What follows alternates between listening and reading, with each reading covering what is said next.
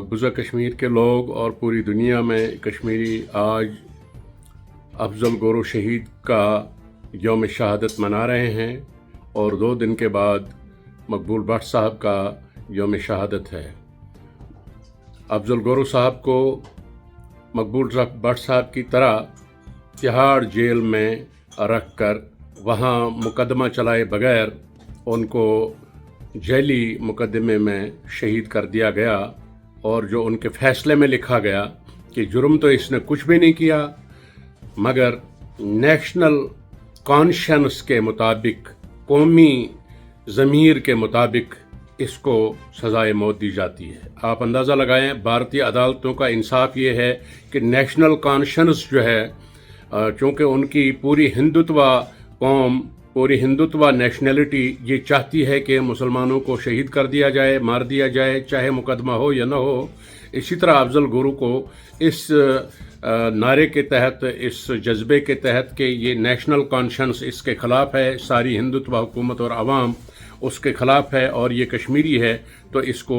अगरचे इस पर कानूनी तौर पर कोई साबित नहीं होता, कोई जुर्म साबित नहीं होता, फिर भी उसको फांसी पर लटकाया गया। और अभी तक बदकिस्मती से उनके लवाहिकीन को, घरवालों को, कश्मीरी कौम को उसका जज्दे खाके नहीं दिया गया। जुल्म वाला सितम ये है कि मकबूल भट्ट साहब के साथ भी ऐसा ही किया गया और उस वक़्त भारतीय हुकूमत ने ये समझा 1984 में कि मकबूल भट्ट को फांसी पर लटकाने से शायद कश्मीरी कौम को कुछ न हो, मगर कश्मीरी कौम जाग उठी, कश्मीरी कौम में इनकलाब बरपा हुआ। उन्होंने अपने हीरो का इस्तकबाल किया और उन्होंने पूरे कश्मीर के तौलो अर्ज़ में भारतीय अदालती दहशतगर्दी के ख़िलाफ़, भारतीय अदालती नाइंसाफ़ियों के ख़िलाफ़ आवाज़ उठाई, भारतीय हुकूमतों के ख़िलाफ़ उन्होंने आवाज़ उठाई और जिसके नतीजे में फिर ये तहरीक आज़ादी कश्मीर आहिस्ता आहिस्ता बढ़ती रही।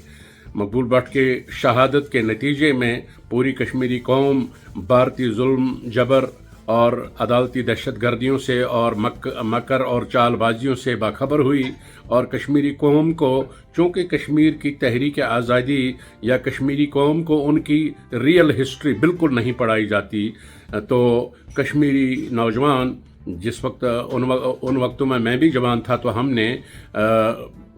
फिर प्राइवेट किताबों के ज़रिए से, प्राइवेट मुसन्निफ़ीन के ज़रिए से मकबूजा कश्मीर की तारीख़ का मुताला किया। जो हमसे छुपाया गया था, हमें हमारी कौमी तारीख़ से बाखबर और नाबुलद रखा गया था। कश्मीरी कौम जब आज़ादी से इंशाअल्लाह हमकिनार होगी तो वो इन दोनों बुज़ुर्गों के और जितने भी वहाँ हमारे अल्ताफ़ हुसैन शाह साहब भी जो सईद अली गिलानी के दामाद थे, उनको भी जेल में ही शहीद कर दिया गया और उनके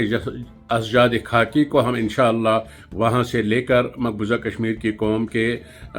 सामने लाएंगे और अदब एहतराम से उनको वहाँ अपनी मिट्टी में, अपने कश्मीर के वतन में उनको दफनाया जाएगा।